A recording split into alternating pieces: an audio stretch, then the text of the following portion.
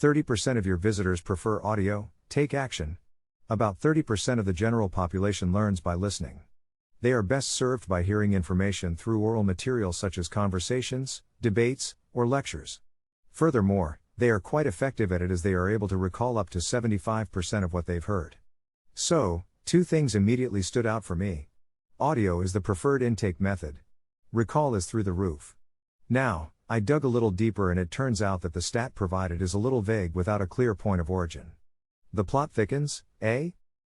Sort of. This notion that people learn better when taught in a way that matches their specific learning style, whether it's visual, auditory, kinesthetic, or some mix of the three, is widely considered a myth. In fact, research has suggested there is no correlation in any meaningful way with the dominant learning style. In other words, learners don't really benefit from their preferred style, nor is every type of content the same in terms of comprehension, which I'm sure you know yourself. But this is beside the point. The keyword here is preferred. Everyone has preferences in how they want information presented and how they consume it.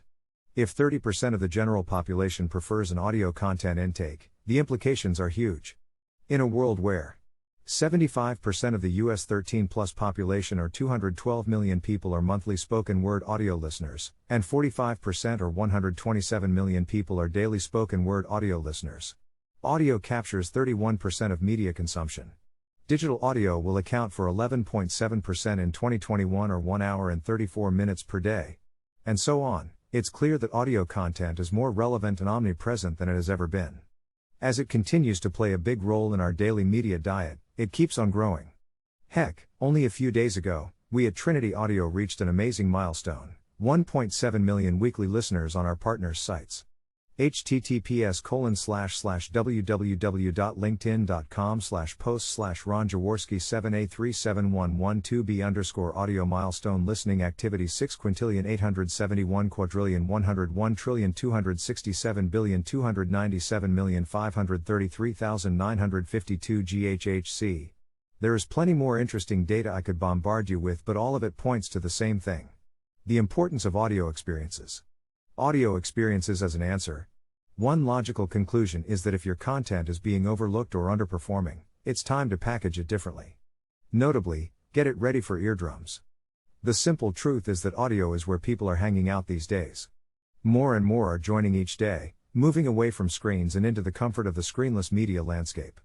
This user behavior means having your content accessible via audio is a major opportunity to increase your exposure, engage with a growing base of listenership, form meaningful connections with your audience. So, for the 30% that best comprehends via audio, they would most certainly have a better experience through it. To back this up, there are certain parallels we can draw from the scientific approach to comprehension. It is widely accepted that working memory capacity correlates significantly with all of the person's characteristics when it comes to the way information is processed in the brain. The cognitive load increases when information processing becomes complex for the individual. In terms of content consumption, this means that the preferred intake style can optimize the consumption and make it easier for people to understand the content. In our case, almost 1 in every 3 people have an auditory content intake, which means it's a big opportunity to cater to their needs. The best part about creating an audio experience is that there is no limit on the length and format. You can literally leverage any kind to attract and retain your audience with the targeted content you create on your site. On a small side note, I'd add that further research suggests it is likely that a person only thinks that a certain intake style suits them. In reality, it's just a learned behavior because that's the only method known to them, and it might not align with their brain patterns. Considering it's theorized that 65% of people are visual learners, it's important to present complementary intake styles to maximize your content's value. Remember, no two people are the same and both may not benefit from a singular style. What about recall? While the point about remembering 75% of listened content may not be entirely accurate, there is plenty of evidence that shows audio excels at emotionally connecting with audiences and capturing their attention. Odyssey's study showed audio is the most immersive media that triggers memorability, trust, and connection. Defined as a highly scientific measure of emotional connection and attention, immersion is based on variations in heart rate and it is predictive of action, such as sales.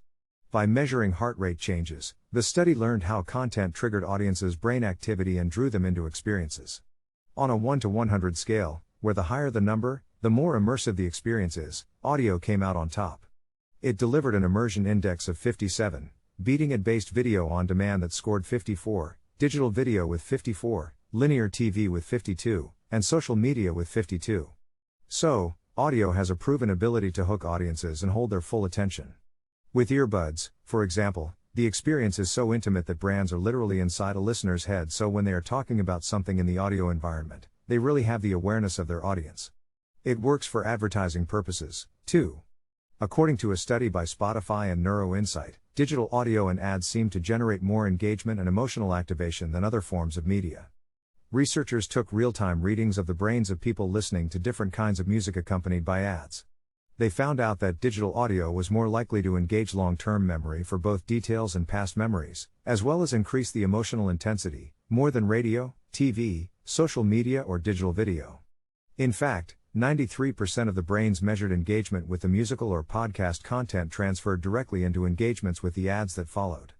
According to Adobe's survey, 51% of consumers said they found it easier to recall the brand behind a smart speaker ad versus other major ad formats. What's more, 53% reported a smart speaker ad drove them to make a purchase at a later time. And as a bonus, audio platforms are more trusted than other media sources. Audio, which encompassed broadcast radio delivered over the air and via streaming, along with podcasting, scored a 69% trust score, the highest of any media in the study. It is followed by TV with 64%, Google with 60%, print with 57%, social media with 56%, and so on. Once again, all of this points to audio's inherent qualities such as personalization and interactivity. With digital audio, people can tailor what they're hearing so it directly connects to their specific interests and the moment they're in. Final thoughts. The pandemic was a catalyst for increased listening, which expanded in various directions. Many became heavily reliant on their audio products to aid in connectivity, as well as provide entertainment, information, and help with remote working. There's too much visual stimulation in today's media landscape, and audio provides a nice escape from it. It's a powerful way to reach customers as it can move with them throughout their day, anywhere and anytime. It also expands the marketing's reach, attracting listeners who simply prefer audio content but also those who can't use other forms of content such as the visually impaired and illiterate. As arguably the hottest media now, audio offers a unique way to cut through the visual clutter and increase personalization, convenience, and loyalty with targeted, meaningful content. And as is evident by data, people not only prefer to listen but are very willing to. Let's connect via LinkedIn.